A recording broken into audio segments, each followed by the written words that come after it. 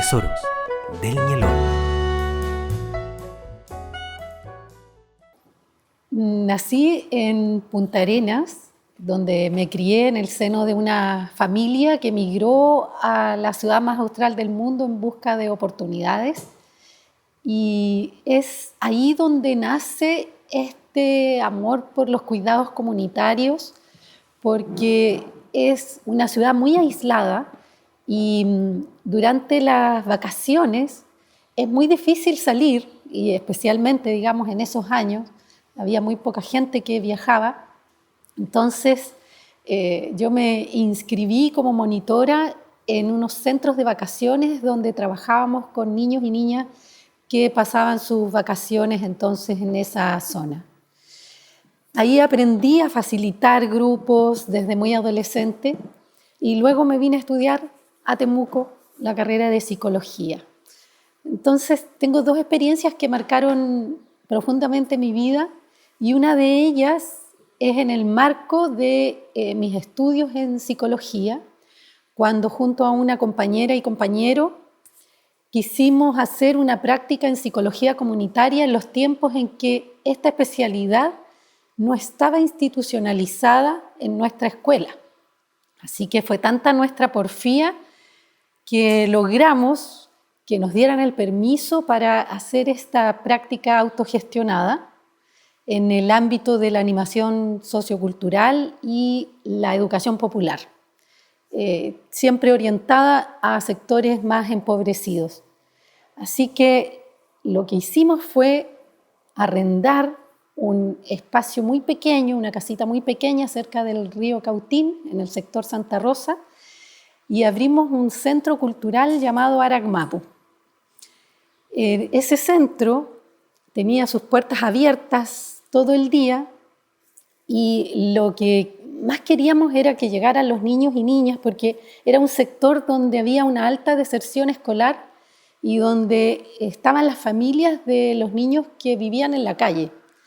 Así que a poco andar el centro se hizo pequeño porque empezaron a llegar muchos niños y niñas a nuestros talleres. Teníamos talleres de danza callejera, teníamos yoga en el pasaje, talleres de música, de artesanía, de artes manuales, también hacíamos apoyo pedagógico.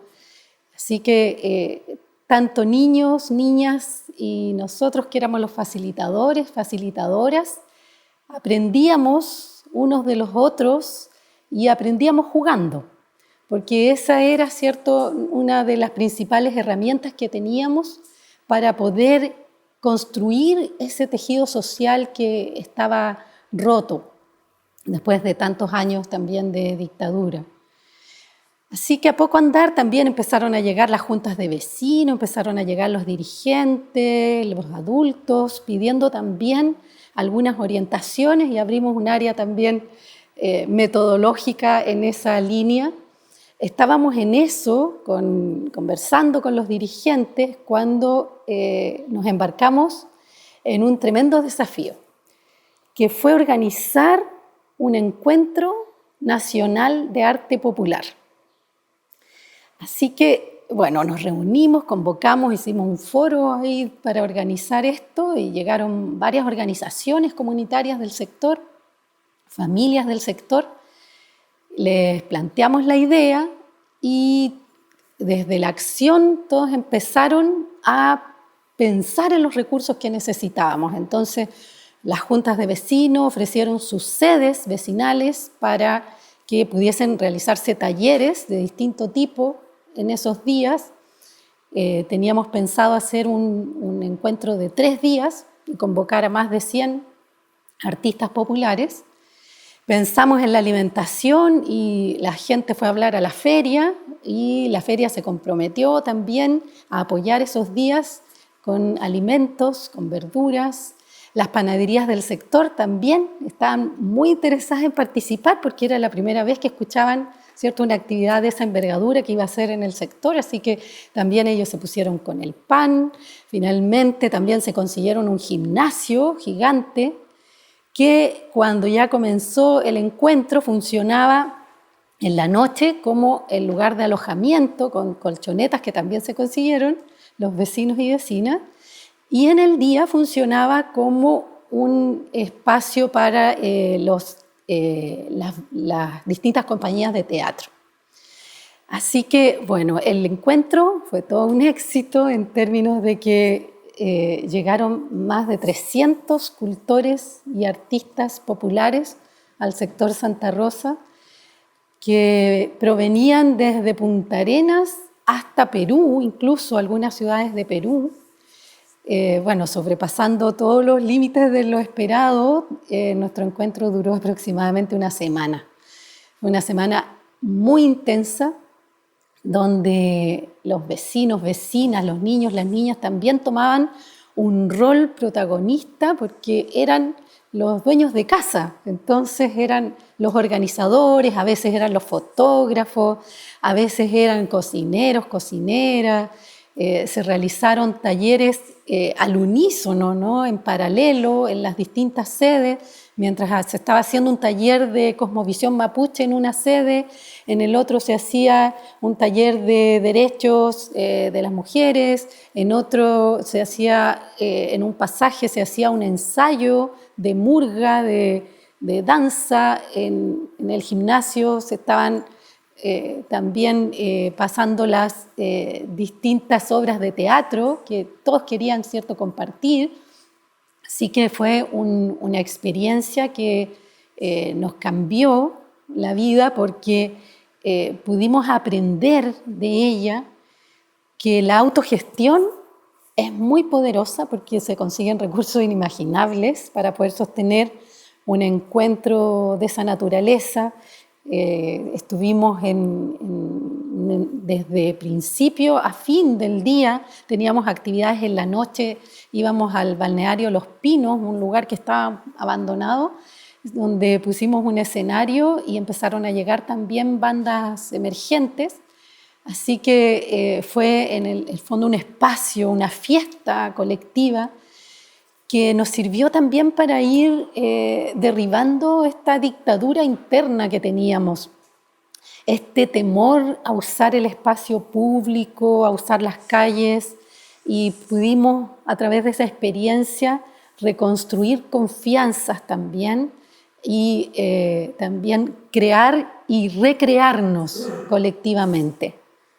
En esta segunda experiencia estaba yo comenzando con mi activismo feminista, trabajando en el Centro de las Mujeres, que era un centro que reunía a feministas que venían de distintas partes del mundo y que tenían una lucha grande en relación, ¿cierto?, a los derechos de las mujeres.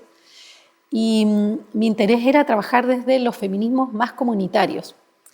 Entonces, la experiencia que quiero compartir está en el marco de un trabajo que tenía el Centro Comunitario de Salud Mental La Rueda, donde había una radio comunitaria, la primera radio comunitaria, donde se realizaban distintos programas radiales con clubes deportivos, juntas de vecinos, educadoras, niños, jóvenes, etc.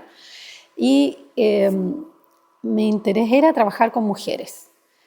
Entonces reunimos distintas mujeres que venían de duras historias de violencia intrafamiliar, violencias de género, y en conjunto con ellas comenzamos a abrir un espacio radial que se llamó posteriormente Las Mujeres Radialistas. Y con ellas hacíamos programas radiales que teníamos la base de derribar esta brecha de género que tienen las comunicaciones, por un lado, y por otro lado también estas experiencias radiales hacían que cada una de nosotras pudiese tomar la palabra, atreverse a tomar la palabra y hablar desde sí misma, desde las propias experiencias en estos programas de radio.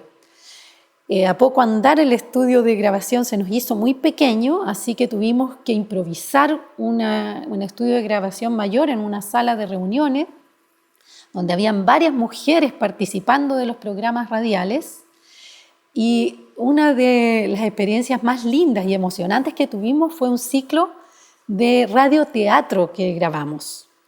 Entonces, estos radioteatros tenían que ver con temáticas importantes para las mujeres que estaban ahí. Por ejemplo, se grabó un radioteatro de cuando las mujeres llegaron a vivir ahí y participaron en las tomas del sector. Se grabó otro radioteatro relacionado con trabajos informales que ellas hacían, otros que tenían que ver con resoluciones que tenían que tomar en su vida cotidiana, a nivel familiar. Entonces empezamos a grabar estos radioteatros y lo divertido es que comenzaron también a llegar sus hijos, sus hijas, mis hijos, mis hijas participaron también en esas grabaciones porque teníamos que hacer efectos también sonoros. En ese tiempo no había, ¿cierto?, todo este apoyo que hay en lo digital.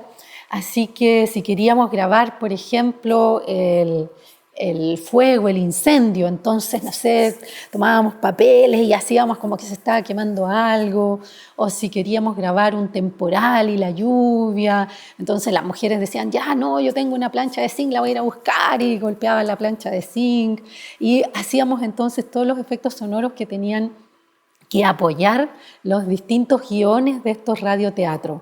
También iban a grabar voces en la feria para poder crear los escenarios, ¿cierto?, donde ellas entonces querían comunicar algo, o grababan en el centro el ruido de los autos.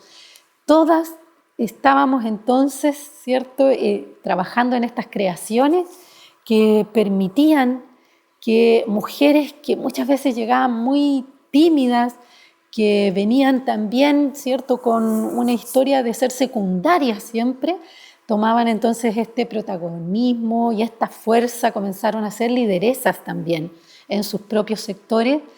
Y lo más hermoso que yo pude vivenciar era cómo a partir de esta experiencia de radio comunitaria, ellas también fueron tomando decisiones para un mejor vivir. Fueron construyendo también un mejor vivir en cada uno, digamos, de los contextos que les tocaba estar.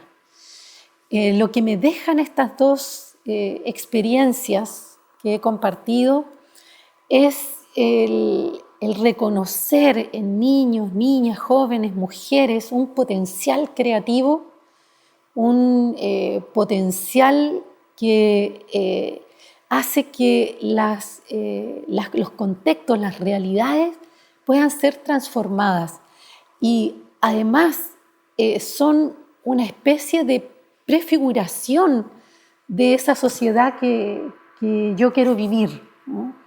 Es como adelantar un poco esa utopía de que podemos convivir en confianza, en espacios libres de violencia, que podemos tener relaciones horizontales a partir de lo poderoso que son las expresiones expresivas, creativas y comunicacionales. Entonces, a mí lo que me deja, lo más importante que me deja, es que pude vivir esa utopía de lo comunitario, que es algo que hasta hoy necesitamos vivir más en comunidad. Y esos caminos nos permiten poder construir esas comunidades que pueden sostener nuestra idea de buen vivir. Y eso es lo que me ha hecho más feliz en todo este tiempo y que ha marcado mi vida profesional y también mi vida personal.